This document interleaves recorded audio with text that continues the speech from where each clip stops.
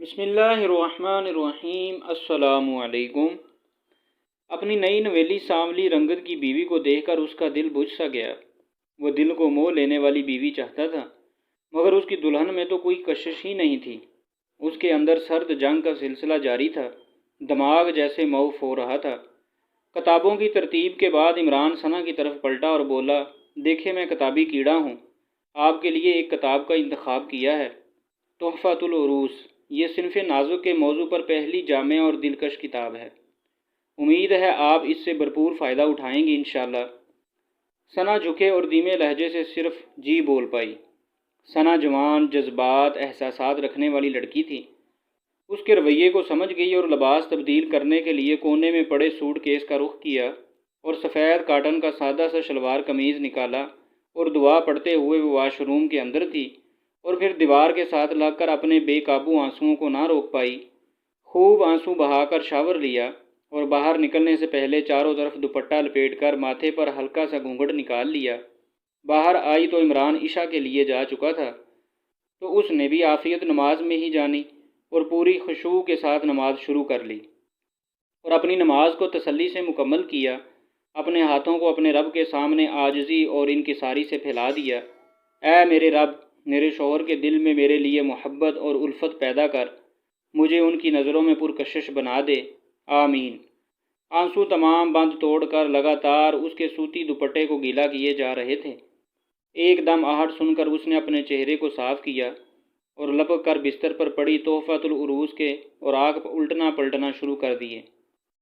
دوبارہ سے مردانہ سلام نے اس کے دل پر دستک دی، پھر وہی دھیما انداز اور جھکی جھکی گردن سے جواب آیا۔ عمران نے کہا، آپ نے کھانا کھانا ہے تو میں امی کو بولتا ہوں آپ کو گرم کر دیں۔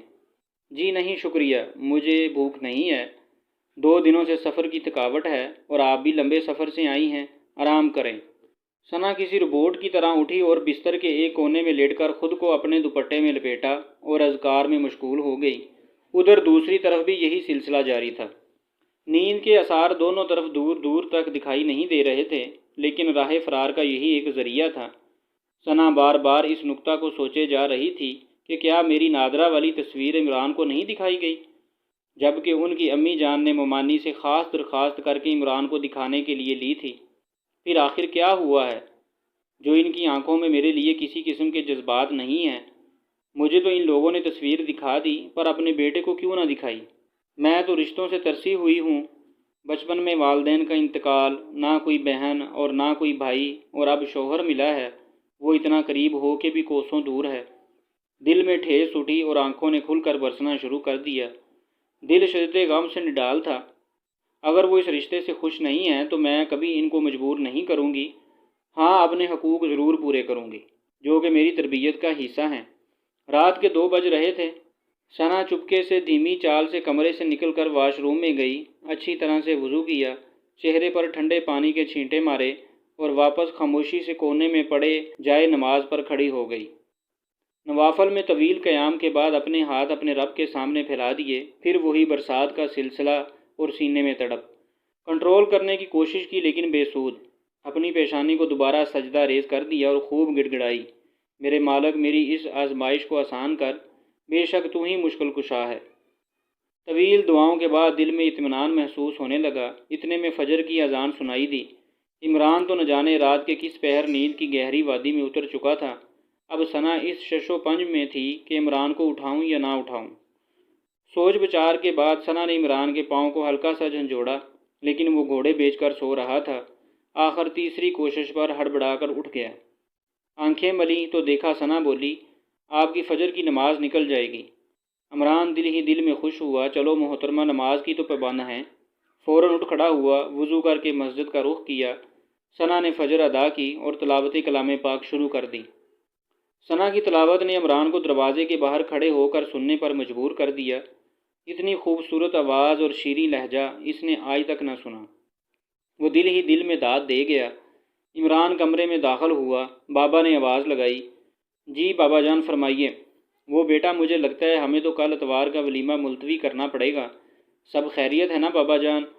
تھوڑی دیر قبل تمہارے پھوپھا کا فون آیا تھا، تمہاری پھوپھو کافی بیمار ہیں، اس لیے مجھے جانا پڑے گا۔ بابا جیسے آپ بہتر سمجھتے ہیں۔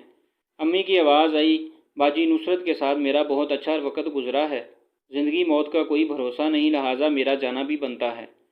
پر عمران کی ماں، یہاں نئی نویلی دلہن اکیلی ہے، اس کو گھر کی کسی چیز کا پتہ نہیں ہے، بابا بولے۔ عمران کی ماں پھر سے، سوچ لو۔ ارے آپ کیوں گھبراتے ہیں؟ میرا عمران ہے نا ثنا کا خیال رکھنے کے لیے۔ یہ سن کر ایک دم سے ثنا کے دل میں ٹھیس اٹھی اور چند سیکنڈوں میں امی اور ثنا کچن میں جا چکے تھے۔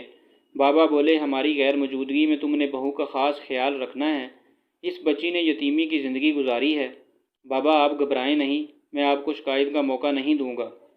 بہو کو تھوڑی دیر باہر لے جانا یا ایک چکر مری کا لگا لینا۔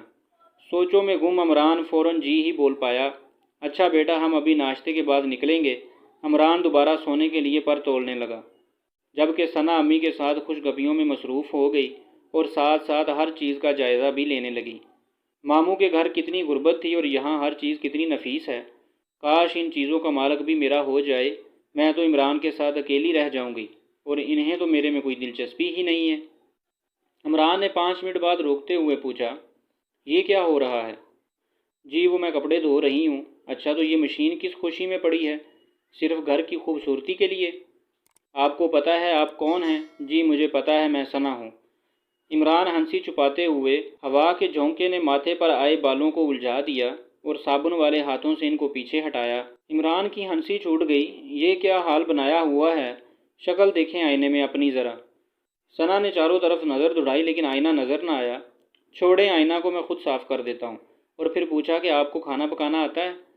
حیران ہوتے ہوئے پرجوش لہجے میں ثنا نے فوراً جواب دیا، جی مجھے سب کچھ کرنا آتا ہے۔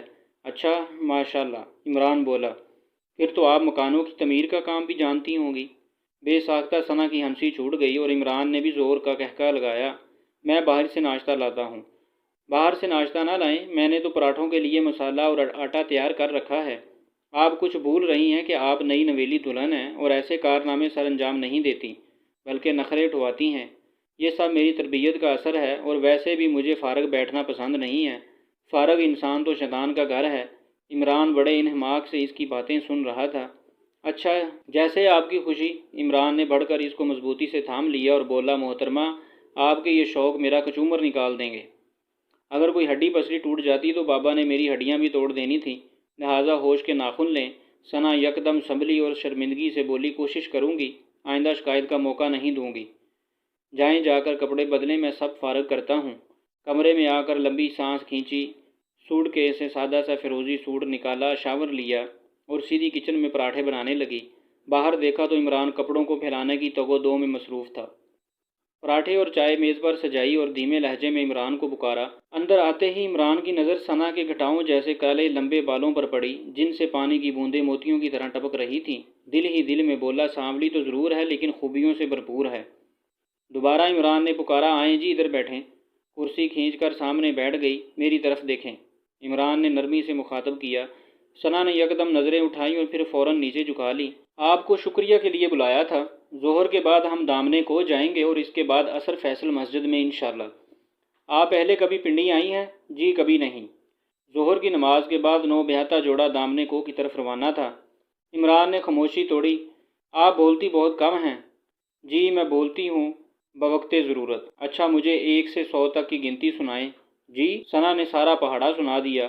دونوں دامنے کو پہنچ چکے تھے، گہرے سرسبز اور سفیدے کے درخت، ناہموار زمین، پھر دونوں ایک کونے میں جا بیٹھے۔ ثنا پھر سے خاموش اور سوچوں میں گم۔